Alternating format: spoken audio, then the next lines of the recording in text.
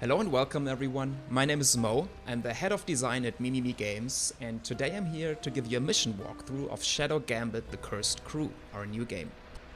It's a stealth strategy game set in the Lost Caribbean, which is an alternate history version of our world during the golden age of piracy. Right now we are controlling Afia Manicato, who's the main character of the game, and the navigator on the very cursed pirate ship called the Red Marley. You return to the Marley between missions, where you can chat with your crew, hang out, do side quests, side missions, and of course choose what island to sail to next. Where to, navigator?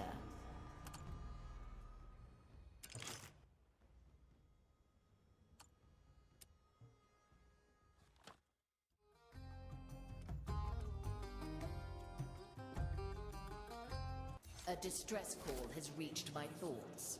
It's coming from Calamity Reef. Can you establish a connection? Hello. This is Captain Harlock of the Sally. Me and me crew have been captured by the Zealots. Any boat with a soul left out there, send help. This is the Red Marley, Captain. Where are you? Reaper, am I glad to hear you. We're right in. Right in where? The connection is gone. The reef's energies are interfering. Any idea where it came from? No, but our conversation has left a couple of soul traces behind. Touch one of them, and I should be able to locate the source. Now choose our landing, navigator. Every mission begins with a briefing like the one you just saw, but from this point on, it's your choice. So you can basically survey the area, see what the objectives are again, look at it, and then make a tactical decision on where you want to spawn on the map and arrive by boat to tackle the mission in a way that you see fit.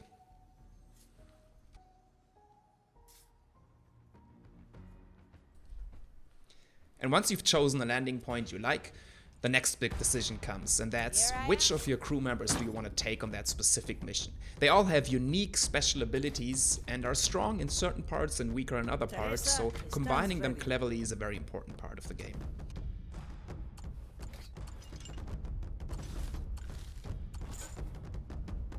Treasure? I'm in!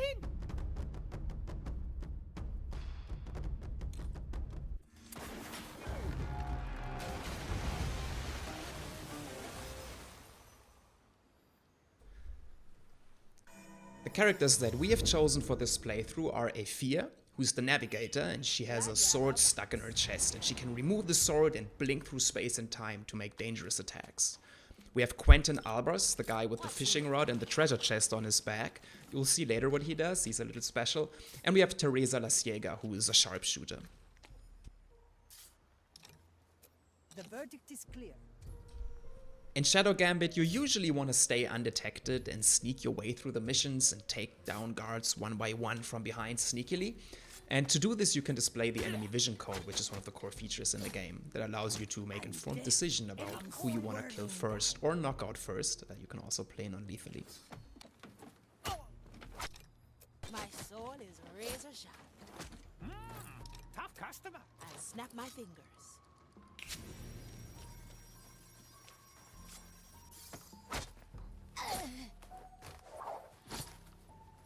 Welcome to the other side. What we saw there was Afia's ability to freeze an enemy in time so they do not hear anything or detect anything around themselves, which is a strong distraction that you can use to create openings. She's just staring into a cannon. Doesn't the maid then preach to be patient among the flame? My chest is off limits. Golden opportunity. Every character has a distraction like that, and this one is Quentin's, who can throw his golden head, because he's a headless skeleton, and use it as a lure, and lure guards to a location if they see the skull.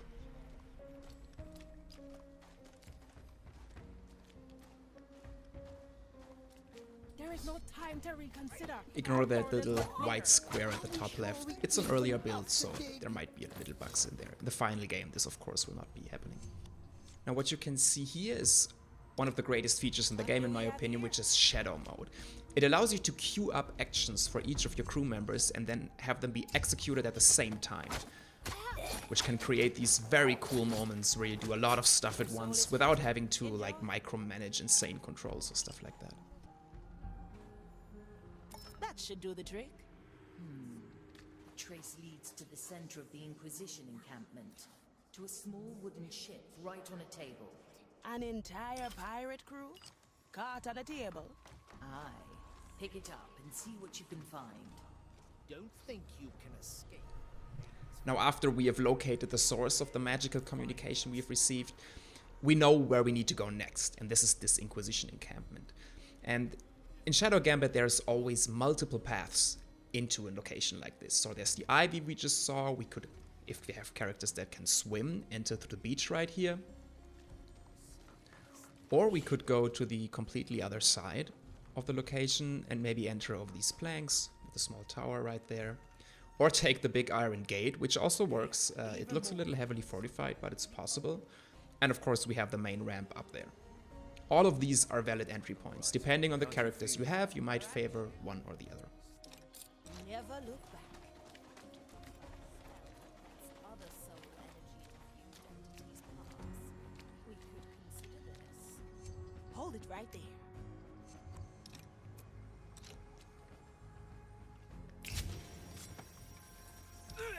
Let's get moving, eh? You're dead. It is in somewhere. Yes, I agree. At least as long as we have the lighthouse surrounded, no one else will get on top of it. We're going to climb up that ivy on the side for this playthrough. And now you can already see one of the things I mentioned before. Teresa cannot climb ivies, she can only climb real ladders because she has a peg leg. But we have Quentin in our team, and he has the fishing rod, which is a very powerful tool that allows you to, well, reposition your team members if you are so inclined and want to pull them up to you. So he can overcome one of Teresa's weaknesses in this case. And this way you can infiltrate these spots in very intricate ways if you use the abilities of your characters. The Inquisitor. She troubles me. We must trust her judgment. Don't think you can escape. While we are taking care of these next two Inquisition acolytes, I want to talk about the location real quick. This mission takes place on Calamity Reef, which is one of the big islands in the game. It's a very magical location, and historically what happened here is that there was a huge war between the cursed pirates, like ourselves, and the Inquisition of the Burning Maiden, the enemy faction in the game.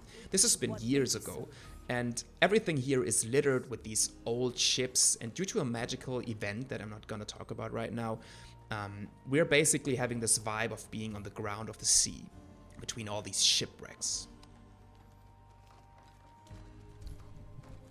Now this outpost, as you can see, is heavily guarded. There's a lot of acolytes patrolling, and even two Eudex, which is the guards in the white robes. They are sharpshooters themselves. You can see it's on the very large vision cone they have. They cover a huge area, so you usually want to take them out first. Luckily, we have our own sniper with Teresa, so we can try a long-range distraction. And we're also going to capture memory, which is the effect you see right now. And this is the ability of the Red Marley, your pirate ship, who can always create memories so you can return to them at a later time. So if something goes wrong, like in this case, you can either keep playing or unleash the memory and return to that point in time to try again, experiment, and have fun with the systems. Marley resets time. And we can try again. Your soul is free. Enjoy. Why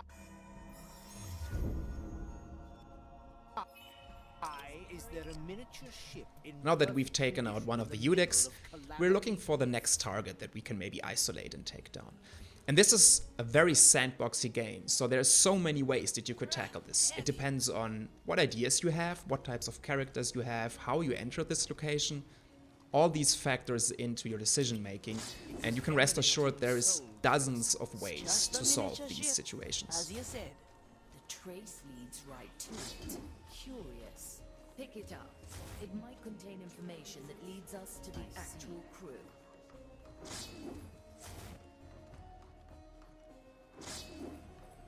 and another stack. Don't think you can escape the maiden's fire. I knew In this. the end, it finds us all. Crimes on my What do we have here? We can also use a marker to place anywhere on guards or on the floor to see if somebody's seeing that point, which is what we're doing right now to make sure who's guarding this commissarius. Mysterious little ship. I will draw them. Strange. Oh?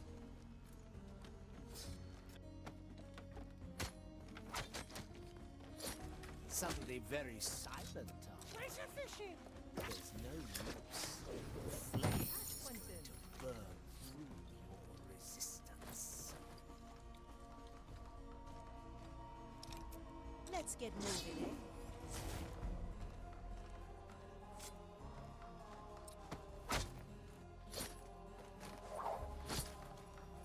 See you. You need more? Yes, keep it coming. Why is there a miniature ship in perfect condition in the middle of Calamity Reef? And of course, with this playthrough being done on a gamepad, the game has excellent mouse and keyboard controls as you would expect from a game like this, and it works perfectly no matter what type of input device you prefer. It was emanating soul traces. I sensed them. What clues are we looking for? Isn't it obvious? How could one of the biggest battleships of the Holy Inquisition ever sink? It's unthinkable. Oh?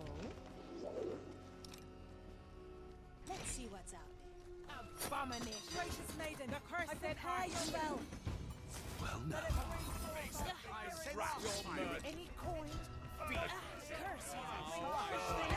The iron burns. Some help, please. Now in this case, we tried maybe fighting a little bit, because you can do that in the game. You don't have to reload every time you get detected.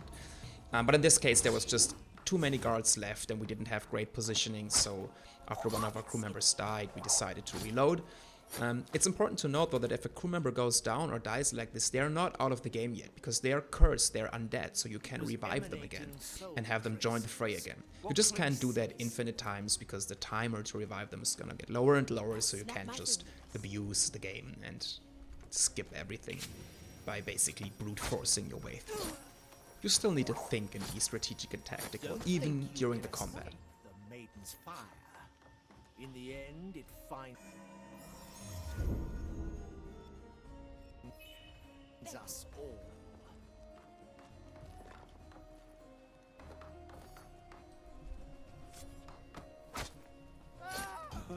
Another cool thing about Shadow Mode is that it actually pauses the game. So in a situation like this where something goes wrong, you can pause the game and maybe try to salvage the situation. We're trying to use Teresa's blind to blind the guard that detected us, but there's something obscuring the path, so it didn't really work out. And let's talk about alarm a little bit. You can see that icon in the top of the screen, which is the bell. And it was beginning to fill, and that means that there is an bell guard in this area, which is a guard that carries a huge bell on their back, and whenever you sound the alarm and they hear that, they're gonna start creating a more serious alarm that will spawn reinforcements. Now you can take them out before the timer runs full, and the reinforcements will not spawn if you do that, so this is something you can keep in mind if you decide to engage in combat during alarm. But we've decided to just let things calm down so everybody goes back to their routines, which was possible because everybody was well hidden and Ephia had her blink ability to escape. Again, this is where the specialties of the characters come in, and they support different playstyles, and every situation is different depending on who you bring on the mission. Is there a miniature ship in perfect condition in the middle of Calamity Reef? We nearly salvaged the whole rig. Soon there'll be nothing left to bring to you. So why wasn't it here? My chest is off limits. Now we're getting a little impatient here, doing reckless moves like that against sounding the alarm, and I want to focus on that white line on the center of the screen. The enemy that does that is called a prognosticar, and they're a very strong type of enemy that whatever you do to them, even if it's just a distraction, they will freeze you in time like that and kill that character if that timer runs down. So we went in there and used Ephia to take him down while he was focused on Quentin. So we basically used the chaos that we created by sounding the alarm, which is something you can also do. And I was talking before about that death timer, and this is what we have on screen right now. Quentin is lying there, he's downed, but he's not out yet. So as long as we get to him in time, we can revive him and still use him on the mission. And now just to maybe give you an idea of what you can do in the game.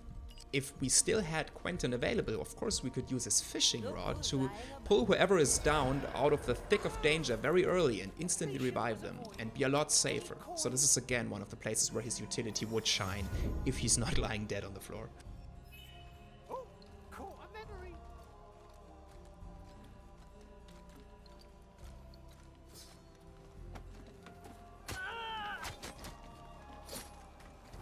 It's settled then. Come fishy fishy.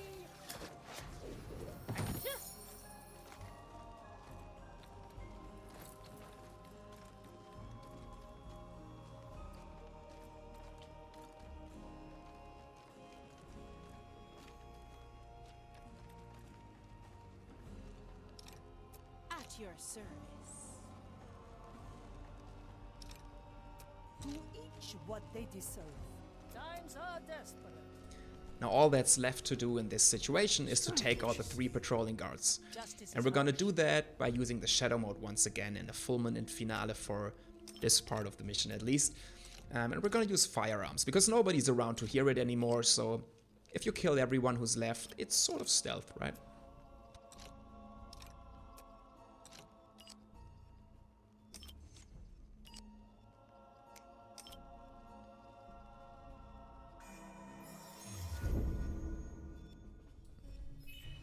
You threw your net and captured a memory.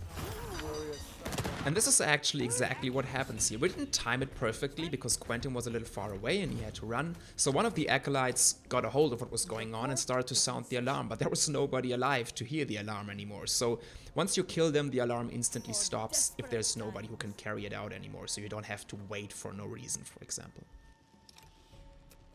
Opportunity calls. Objective complete. Whoa, careful there. Wait, is that little ship the sunken Sally? Do we look sunken to you? Perhaps the shrunken Sally would fit the bill. Funny are we? Ship's name is Sally, just Sally. We were caught by the Inquisition while we were raiding here. I see. Did you get anything good while you were at it? Aye, nifty little gem, rich with soul energy, worth bugger all as long as we're trapped here. Perhaps you'd be willing to part with that gem if we brought you back to the seas. Don't really have a choice, do we? What do you say, men? Arr. Well, it's not going to be better than that. Bring us to the shallow waters next to the camp. Then the gem is yours. What? So now that we found out that the crew that we're looking for is actually very tiny on a very tiny miniature ship, we have gotten the next objective that we need to complete, which is carry them to the water. And since we're pirates, we're of course not doing that for free. We are going to get some of that sweet soul energy that they have collected on their ship, which is a currency that you can use in the game to revive additional crew members, which is a very cool reward.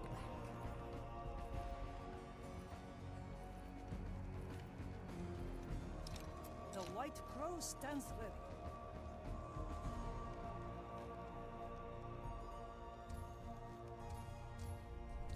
Now another important part in the game, besides vision, is noise and what your enemies can hear. And you might have already seen it, but this blue circle around the guard indicates the noise our snipe attack is gonna do. So we're gonna wait for the other guard to relieve that radius so we can snipe the guard and not alert the other guy. El muerto al hoyo. Now we've skipped ahead a tiny bit to keep the playthrough tight, and we're now gonna do more advanced thing with the environment. First, we get Teresa on one of the towers, which is a vantage point, which is usually great for a sharpshooter, right? Because then she can help us from behind by blinding or taking out enemies without anything obscuring her vision. And the next thing is that we turn off a lamp that is part of the environment, and guards will notice that, and they will go towards the lamp and try to turn it back on again, which is a great way to lure them from their patrols.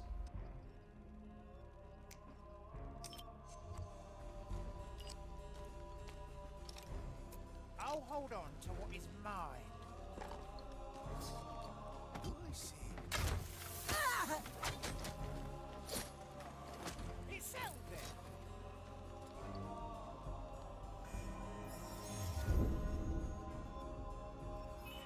You threw your net and captured a memory mark. Strange.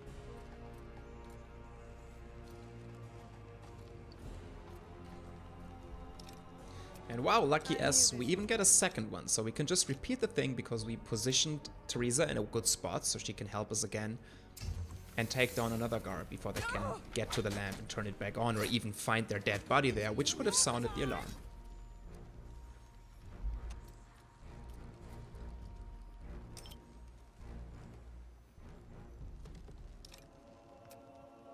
The court is in session.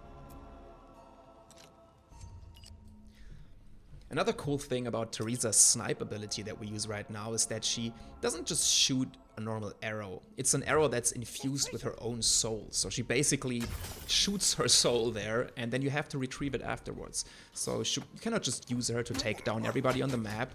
Once you shoot someone, you need to get there, pick up the soul again, and then you can shoot again. My sight reaches far.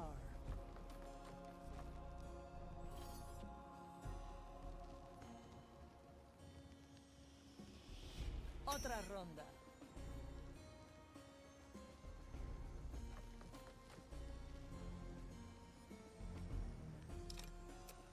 Let's get moving, eh? And now that we've cleared the path, we can finally switch back to Aphia and carry the ship so that they can sail away and reward us with that sweet soul energy. That's how it's done. Good to be back on the tides. Now, as for our payment, Sure, don't wet your deck. Here. Much obliged. Now, men, see to the Sally and make her ready to sail. Aye.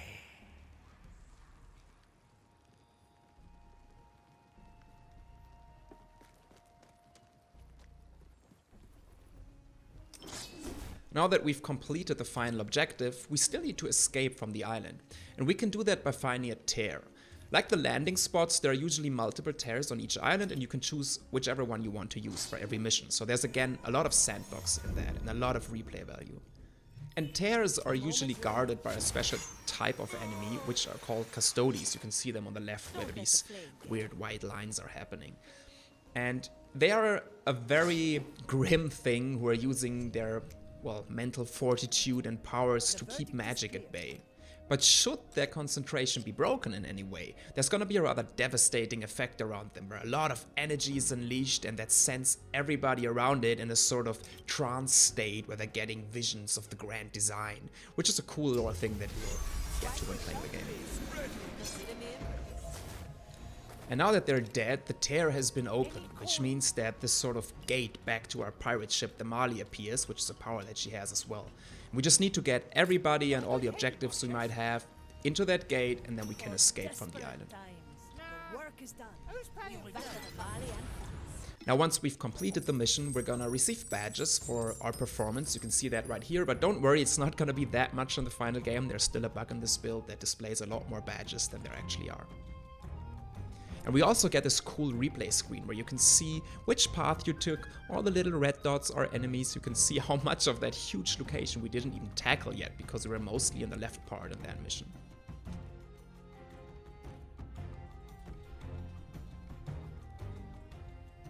And of course there are stats. No strategy game should ever be made without having stats at the end of a mission, I think.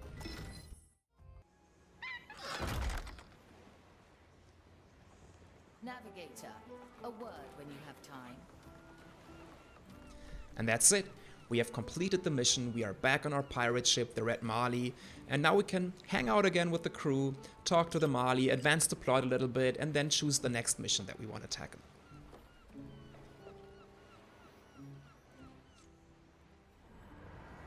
Have you noticed anything strange recently?